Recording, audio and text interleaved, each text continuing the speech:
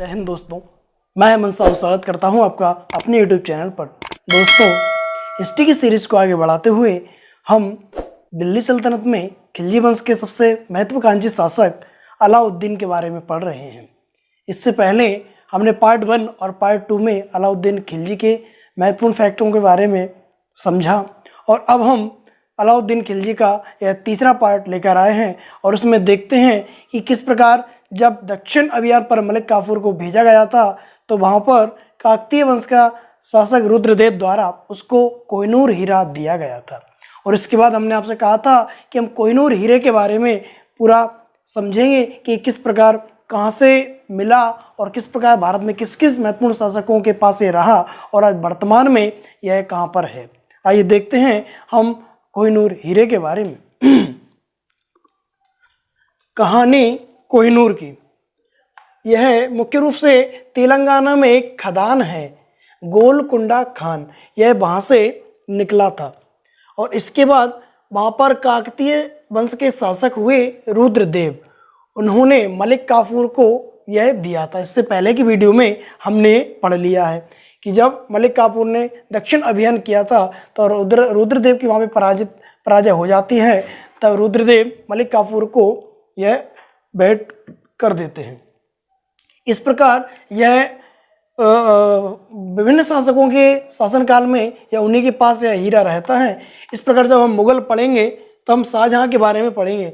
तो शाहजहाँ ने इस कोहिनूर हीरे को मयूर सिंहासन में लगवाया था। इसके बाद समय निकलता जाता है, सन 1739 में नादिर शाह अफगान ले जाता है कोहिनूर हीरा को।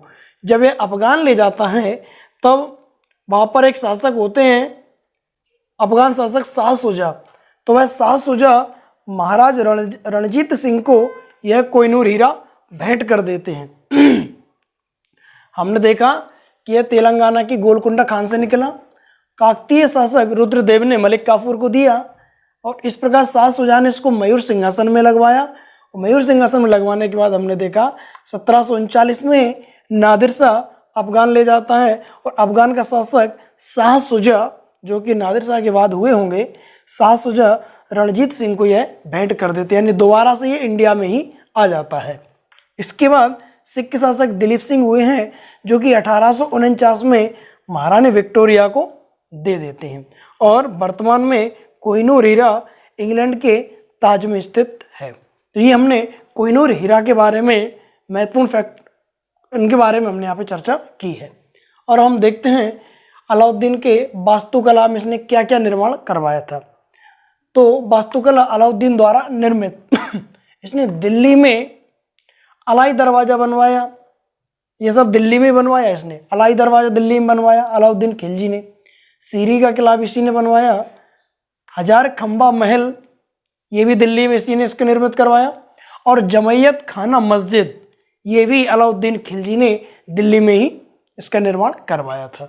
इसके बाद अलाउद्दीन खिलजी के समय सर्वाधिक मंगोल आक्रमण हुए, ये नोट है, ये वेरी इंपॉर्टेंट है।